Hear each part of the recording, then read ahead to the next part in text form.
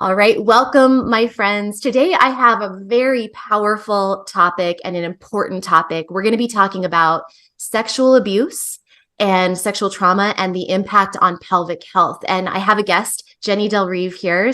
Please say Hey. hi, Jennie. Hi, thank you Yeah. so much for having me on today. Really Oh, you're appreciate it. welcome. You're welcome. And I Yeah. wanted to let folks know that the official title of this could have been, and I'm going to read it because it's great.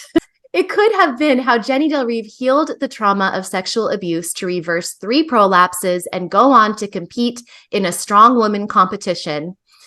But I had to shorten it for YouTube because, and also I Yeah. wanted to shorten it and kind of make it a little more general because I want anyone watching right now who is not a woman, so any Yeah. gender, actually any gender Yeah. can Absolutely. benefit from the information that you're about to hear. So while Yeah. Jennie will be sharing about her personal journey with prolapse and, the people she works with, please, if you are a male watching, just know that you can have had an impact in your pelvic floor as well if you've had sexual trauma in your life. Yeah. So with all that being said, Jennie, let me just quickly read your bio and then I Yeah. Go want for to it. dive right in. This is such Yeah. important work. Okay. Yeah. Jennie is the co-founder of Unshakable You, and she helps women who have experienced trauma reverse pelvic organ prolapse and feel unshakable.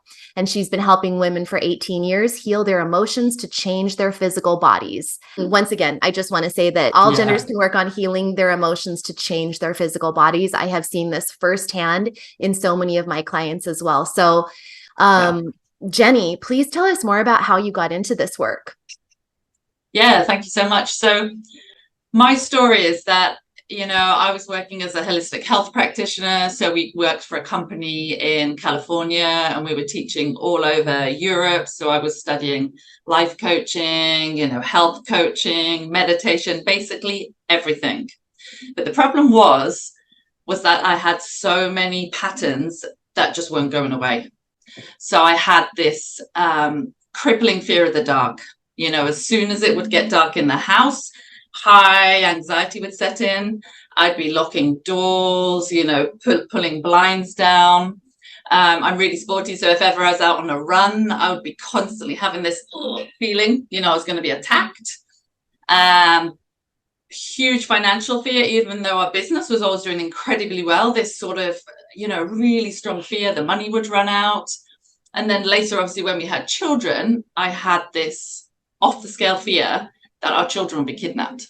Mm. And no amount of therapy, no amount of coaching, meditation, holistic health, it helped. I mean, I was feeling better, but these patterns that I had, which I later figured out were a result of this pattern from sexual abuse, which is out of control.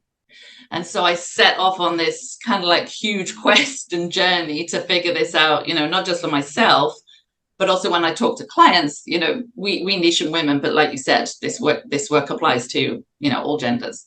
Yeah. I would talk to them and I would say, a bit tentatively at first, have you ever had this fear that your kids would be kidnapped? Like, oh yeah, all day, 8 hours a day. I was like, wow, it is not just me.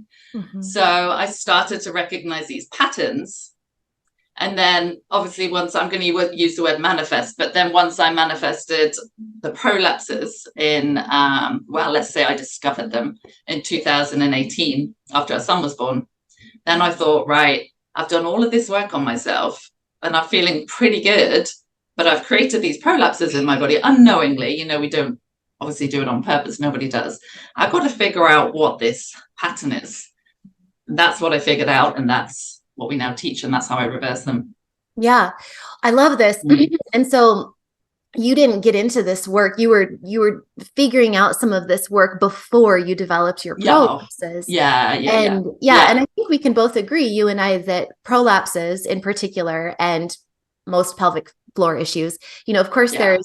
there's speaking specifically to prolapse right now, of course there's a physical Yeah. reason. There's a physical Yes. reason that things change, that things have shifted. Usually Yeah. there's pressure Absolutely. management issues, Yeah. muscular issues as well. Yeah. But I'd love for you to tell us more about how trauma and sexual Mm-hmm. trauma can impact Yeah. the prolapse emotionally and how that feeds into physical issues as Yeah. well. Beautiful. Love that question. Mhm.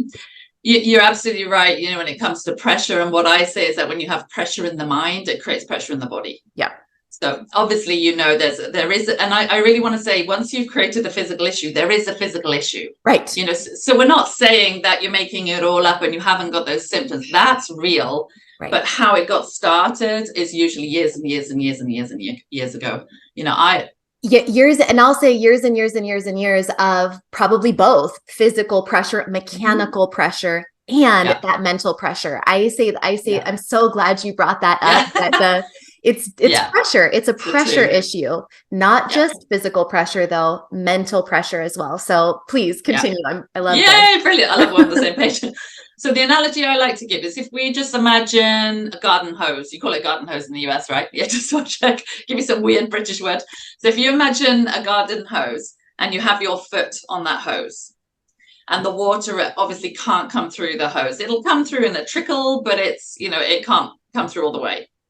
So if we imagine that this garden hose is your cells, let's just say it's your cells, and the water is consciousness.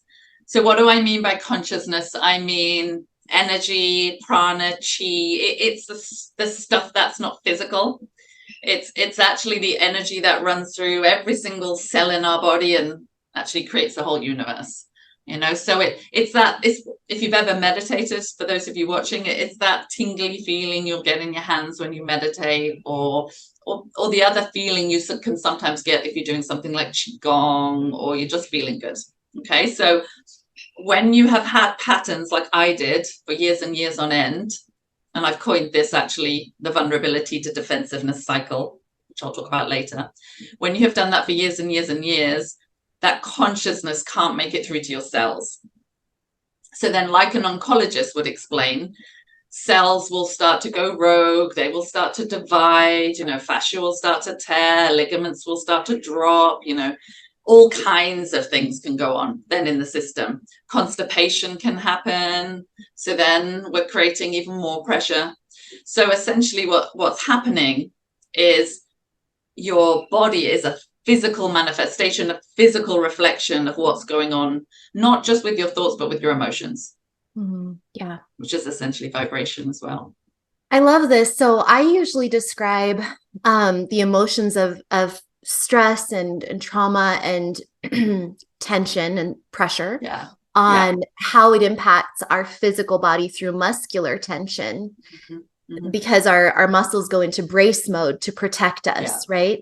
But I love how you're adding to this, if I'm understanding correctly, by saying it's not, it's the muscular tension, the brace mode. Absolutely. Yeah. But then also this consciousness, like the energy, it's like it can't get to our cells, and it causes dysfunction in our cellular structure. That makes a lot of sense. Absolutely. Yeah, the really good news is that your cells actually have a blueprint to well-being.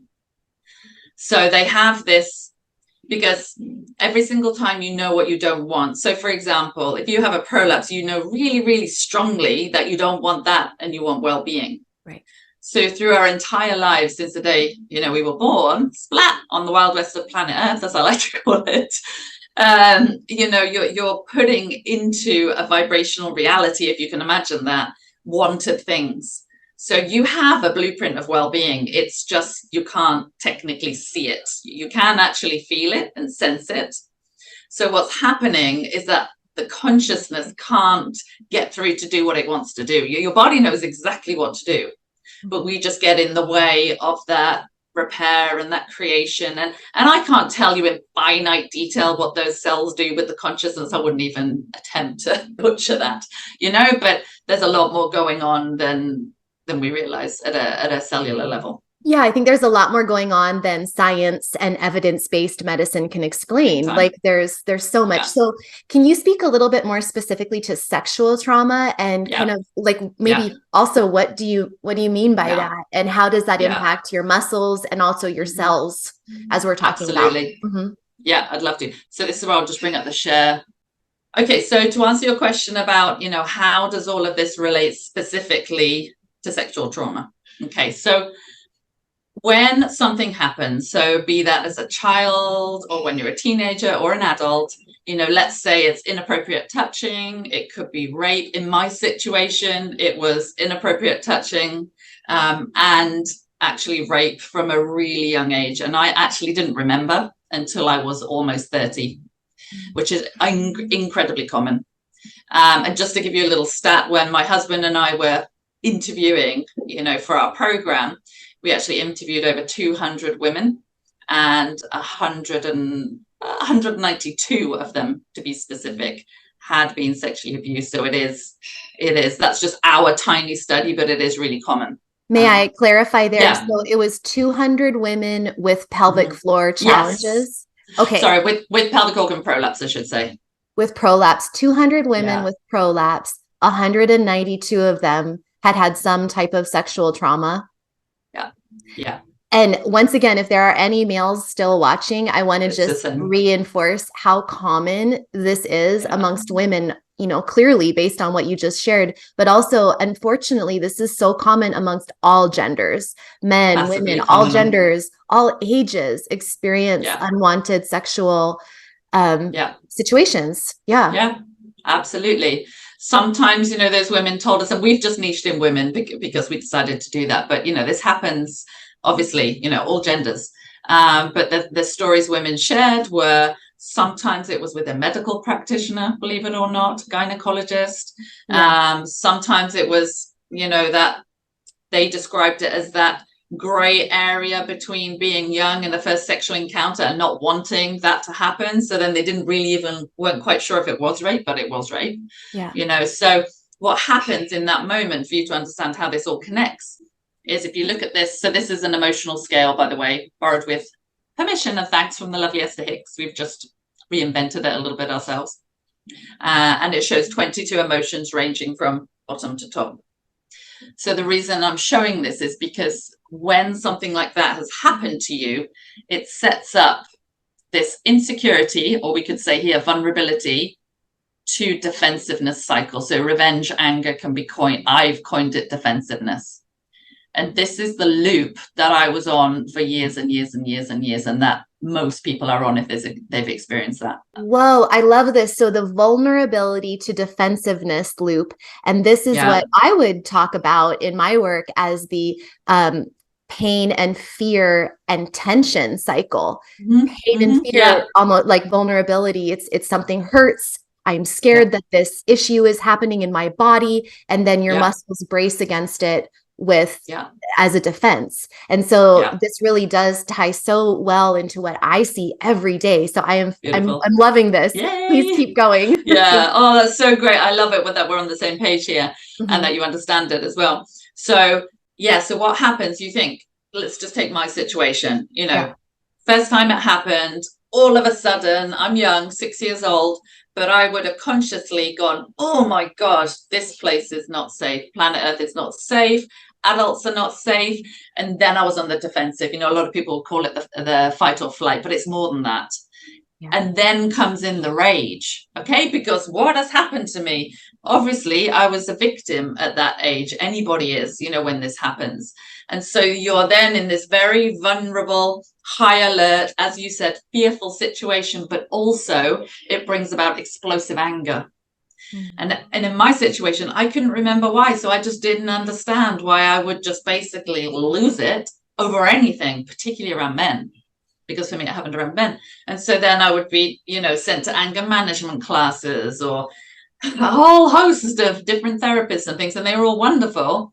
But nobody and everybody kept taking me back to the trauma, but nobody could really help me to see that I had this vibrational pattern going on all over the place in every area of my life. Hence why I was lifting a lot of weights, but we'll come to that later because that was helpful. That was relieving. So many people I have discovered in martial arts and weightlifting and, have not all obviously, but a lot have also been sexually abused or physically abused or something has happened, so they can get that rage out. It's stuck inside. It's stuck inside. And they need a way to discharge and release that because maybe it wasn't safe to release that fear or that anger when you were the 6-year-old child. Yeah, because my mother, bless her heart, resolved all of that now, but she didn't believe me. So then you're holding, which is the case for a lot of people. So then you're holding all of that inside, and then you block it. And then, of course, it starts manifesting in the physical body. Right. I had a lifetime of constipation, I had osteoporosis by the time I was in my early 20s. But the good news is I've managed to reverse all of it. I'm 48 now and I feel in better health than I ever was. So the way I did it, and we could talk about that a little bit more in a second, but I made an emotional and vibrational journey from this vulnerable place to contentment, or you could say here acceptance. Another word would be peacefulness or satisfaction, 50% of the time using various processes that we created. And then what happens is you can no longer be a vibrational match. It's quantum physics to something going wrong in your body, and your body heals itself.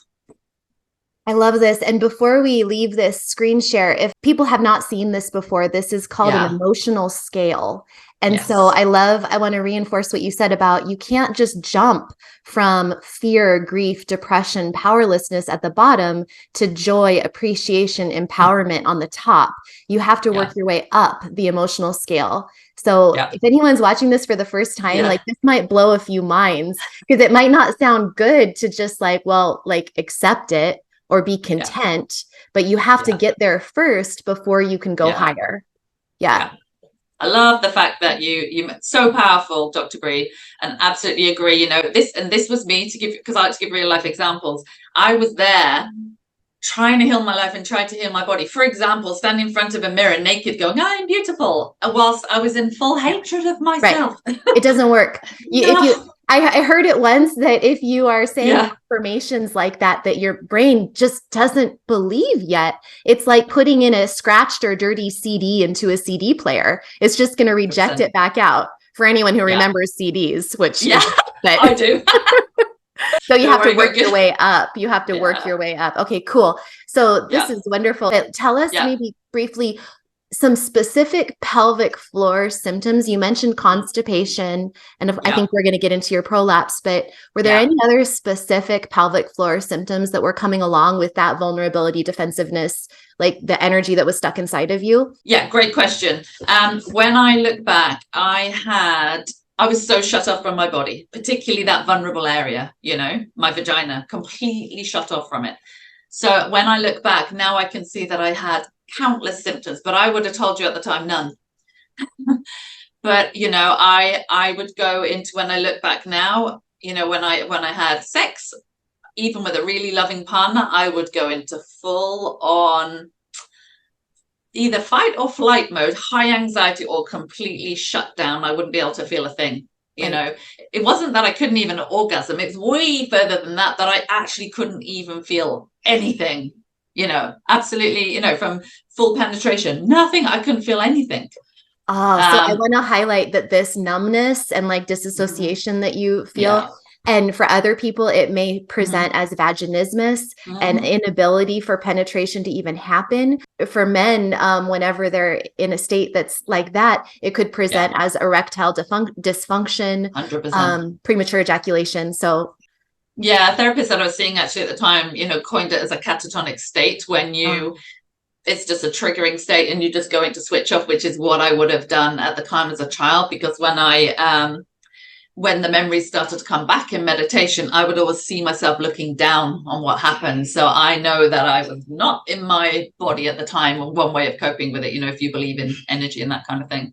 Right. Other issues I had were that I believe I already had prolapses coming for years, or let's just say a pressure situation. Tampons would just move around sideways. I constantly had a tilted pelvis, anterior tilt, despite seeing chiropractors and osteos and all kinds of things, because that emotion was just driving everything. They were wonderful practitioners, but the emotion was dominant. Constant neck pain. Now you're asking me a really great question. I literally would say for 10 years, I had non-stop yeast infections. Literally all the time. Well, and that's just going to add to that cycle of pain, anxiety, uncertainty, tension, pain, anxiety, uncertainty, tension, because it's uncomfortable to have a yeast infection and it makes everything. Exactly. Okay. So, wow. So what are Yeah. some processes you use to help with this? Yeah. So I'd like to share today the process that we teach everybody, one-on-one clients, everyone in our program. Literally, it's the most simple process in the world. So I'm going to bring that emotional scale back up and Perfect. take you through a process you can literally use from today. Okay, so this emotional scale process, a really important point is not to use it sort of therapy style. So if you woke up in the morning and you were actually feeling hopeful and really, really good, you wouldn't want to take this process and say, okay, right, I'm going to work on my emotions right now, to get rid of my prolapse or to deal with, some pelvic pain I've got going on or whatever. So this is the way you work with energy, which is something that took me a long time to figure out, is that you deal with it in the moment. Okay, so because you can actually only ever feel one emotion in the moment, you can't feel, like you said earlier, you can't feel excited and fear. You're in one vibrational place. So all you do, most simple yet effective process in the world, is you figure out where you are in the moment. If you don't know, I always say as a beginner, just start at the bottom. So start in fear. Okay, and we're just going to make a statement and feel the relief as we move up the emotional scale. So I'm actually going to give you an example of one of my clients this morning. We did an emotional scale on her fear around her prolapse. So I'm going to use that as an example. Okay. So the first statement she made was, I'm just fearful about everything. She's a brand new client, and she said her greatest fear is that, things are going to get worse as she gets older, in the menopause. And she says she even dreams, she just had this fear that her whole organs are literally going to fall out of her vagina. Okay.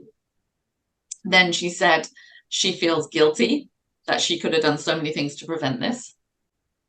So you're just going one step up the emotional scale. Okay. Yeah. You're not trying to correct yourself or try to be more spiritual or be positive. Is this mega important, actually, Dr. Bree, like you said, to be authentic with the emotion on the way. Yeah.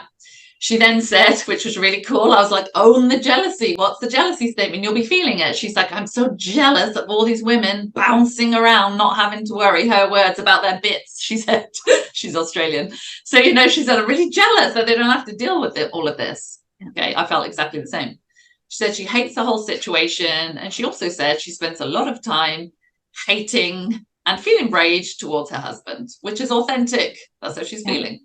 I want to say that this rage one is really interesting and something that I want people, if they're going to practice this, to please don't judge yourself when certain things come up. So some people may feel rage toward their children because maybe their prolapse developed after their childbirth process. Yeah. And so if that comes up, please don't judge yourself, because it doesn't mean anything about you as a parent, as you as a partner. Like, it doesn't mean that. It's just those feelings are inside of you anyway. Yeah. And so you have to bring them to light and don't judge them. Would you agree with that? 1,000%. Yeah. I have a, that British sense of humor, which can be a little bit sarcastic and dark. And with my clients, I'm like, come on, you hate your kids sometimes, don't you? Yeah. And they're like, oh, I can't say that. I was like, doesn't mean you don't love them, but in the moment of rage, you're going to be hating everybody. There's not a parent on the planet who can't associate with that. So yeah absolutely. You've got to feel it. And you made such a phenomenal point, because if you think about it, you see, the feeling of hatred, no, we don't want to stay there all day long, 24 hours a day, but it's more powerful. It's moving forward compared to powerlessness and fear. There's energy. Right. When you're mad, it's like cleaning the house or doing something, right? The energy is moving forward, and a lot of people get stuck in, like I said, that defensiveness to rage cycle, because they don't allow themselves to feel the anger, so then they can't move up because they think it's inappropriate. Right. Oh, I love this so much. And our feelings aren't necessarily like our ultimate truth of who we are. They're just how, they're just like how we feel in this moment. There's something, little piece of us, little peach, little part. Yeah. Okay. And a certain amount of negative emotion is necessary, because you can get to the point where you feel good 70 to 80% of the time, but you always need some negative emotion to expand and to move forward and to go, I don't want this, I want this. The whole of the universe is based on imperfection. Right. So it's a made up human thing, perfectionism. Yeah. Yeah. If anyone feels better, I would say I spent about a decade and a half in pure rage. So it's all good. It's not an overnight thing, is it? No. Okay, so for revenge, she actually said resentment. So I asked permission, by the way, if I could share this today, but she said she feels so much resentment towards her healthcare providers because of the birth, what happened in the birth. Okay. And I said, that's okay. Own that. You'll shift those thoughts over time, but right now, own that. She said for anger, she said, I just feel angry all the time. End of. She said she feels discouraged that despite hearing all of these reversal stories, she feels discouraged that she will be able to do it as an individual. Blame, for her, it's all about self-blame. She said, I'm blaming myself constantly, you know. Worry, she said she feels worry that she just won't be able to do it despite, you know, doing the process with myself and my husband. She said she feels doubtful, you know, that she can do it. You don't need to reinvent the wheel here, just make a statement and you should just feel a little bit of relief.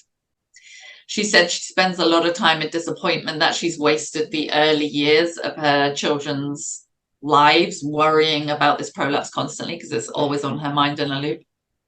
This made me laugh. We both laughed. She said she finds the whole prolapse pelvic floor industry so overwhelming with so much information, right? Yeah. Facebook groups and do this and don't do this. And she said she just feels like she could explode. And I did add a little tip here for her. I said, when you approach, which, you know, you don't approach things purely from a physical. The physical is important and it's there. But I said to her, look, if you only join physical dots, like, you know, like the dot to dot puzzle, if you only sort of make physical links, you will be overwhelmed. But as soon as you start to add in other levels of emotions, it becomes more logical. You know, I love that you practice. I love that you just said that, because I think a lot of people think, oh, I can't add in mindset stuff too, and like this emotional thing. Like I'm already working so hard on my exercises, and like that's going to make it so much more confusing. But I think you're right. It's like it fills it in, it fleshes it out, so that it brings it all together. Yeah, I agree. It actually makes it more logical. It makes it easier. And when you do this kind of work, you have more energy because you feel better to be able to do the physical things you need to do. Because I did physical things too, you know, and I'll talk about that in a second. Then she said she's just impatient to heal it. You know, she wants it done tomorrow. She's a CrossFitter, which I understand that impatience. She feels pessimistic. Now, boredom, the statement of boredom, this is where you're ready to let it go. This is so close to acceptance. And this is where you say, I am done. Like, I am done of thinking this way. I just want to let this go. Right? Yeah.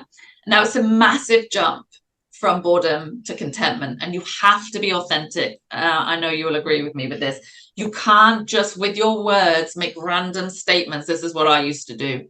This is why I couldn't heal.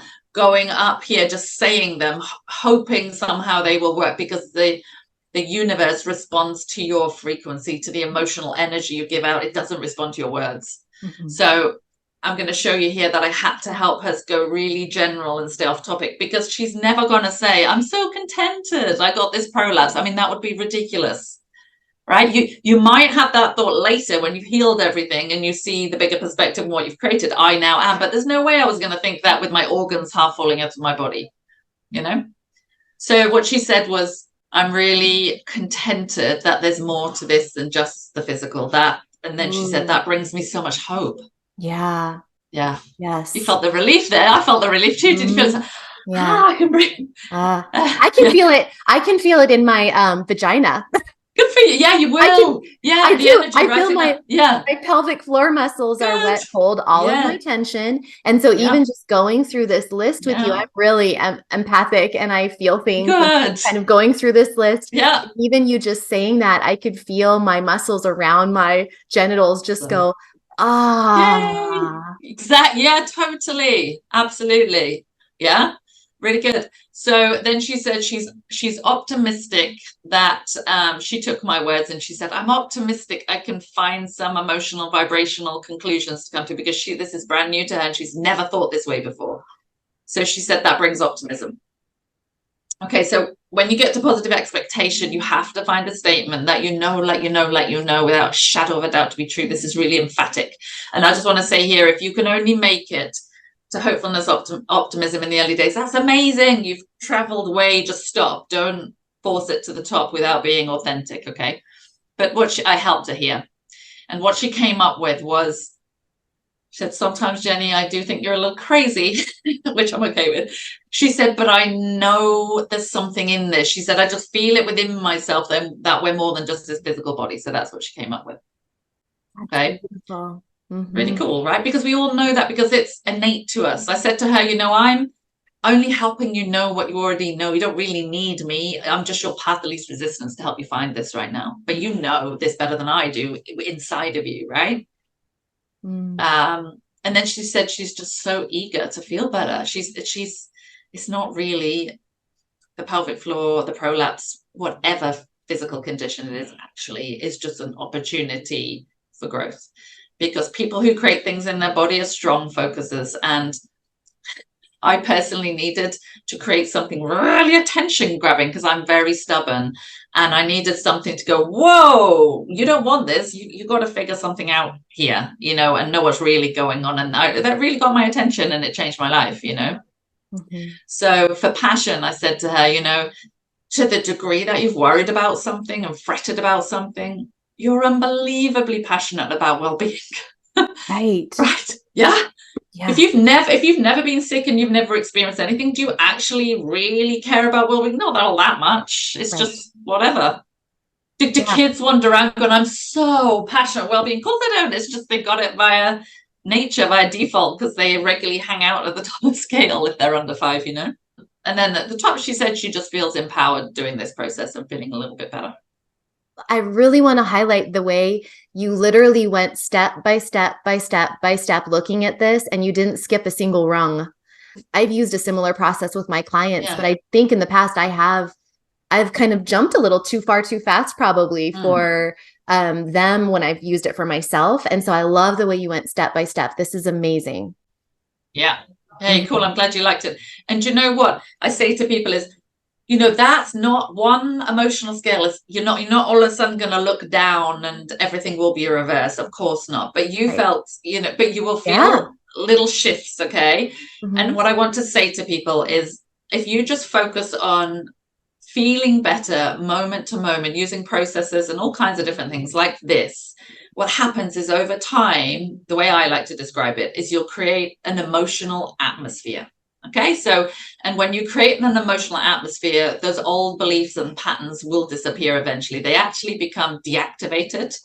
So they're actually always there, but don't panic about that. But it's just you're not highlighting and activating them, so they feel like they've gone. And you just do that enough, your body will reverse. Fascia, for example, is 70 to 80% water. Emotions travel through water. So it's my promise to you that it's not even a miracle. I don't even want to use the word miracle, but the body is capable of absolutely anything if you just do a tiny bit of this kind of work.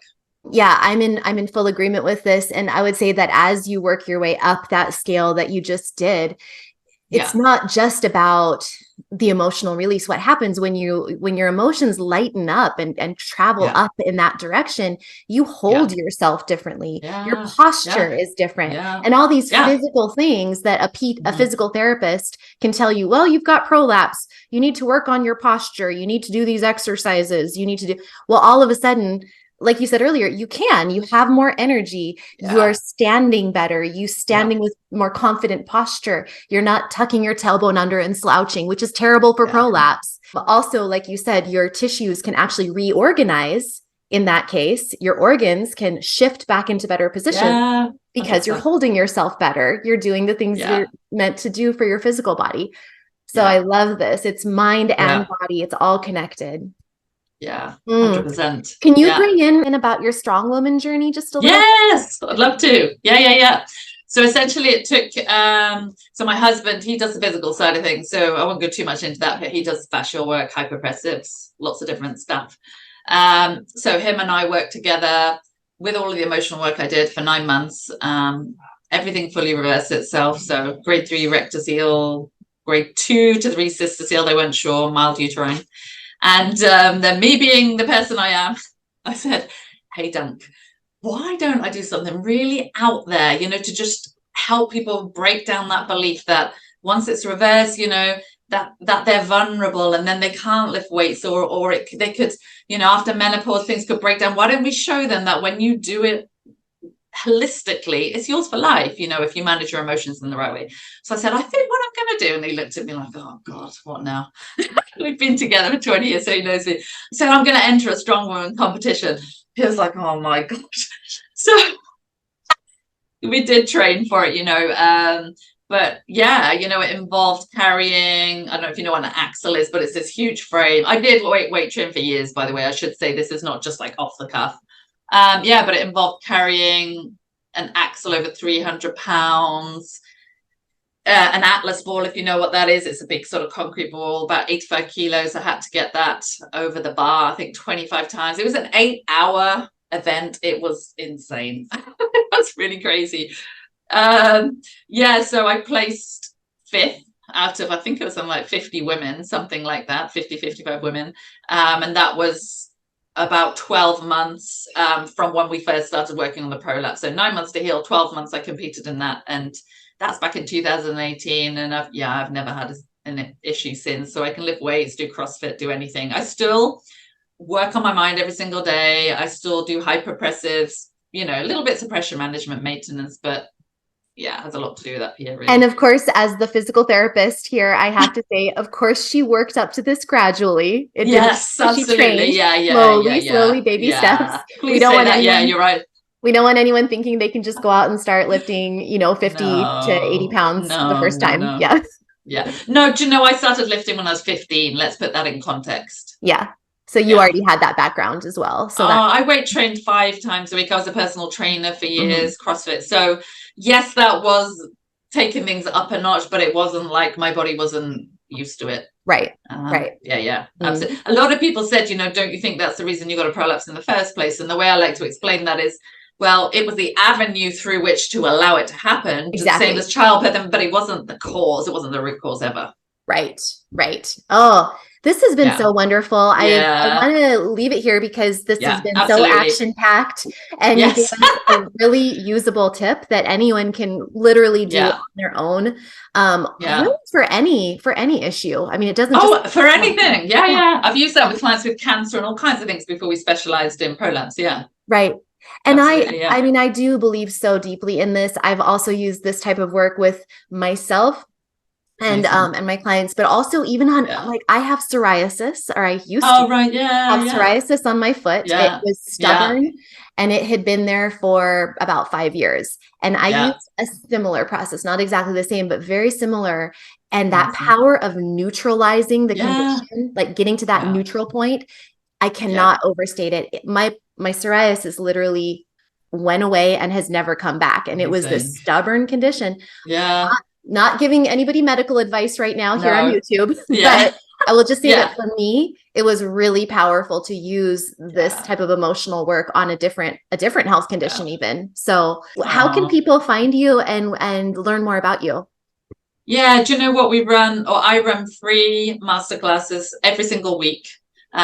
Teaching this information, you know, in depth, showing you all the things I did. So if you just find me on my Facebook page, Jennie Delreeve Coach, I can send you the link if you like. The best way is just come on there, look at my videos and join the masterclass and take it from there. They're all free. So perfect. Get some nice content there.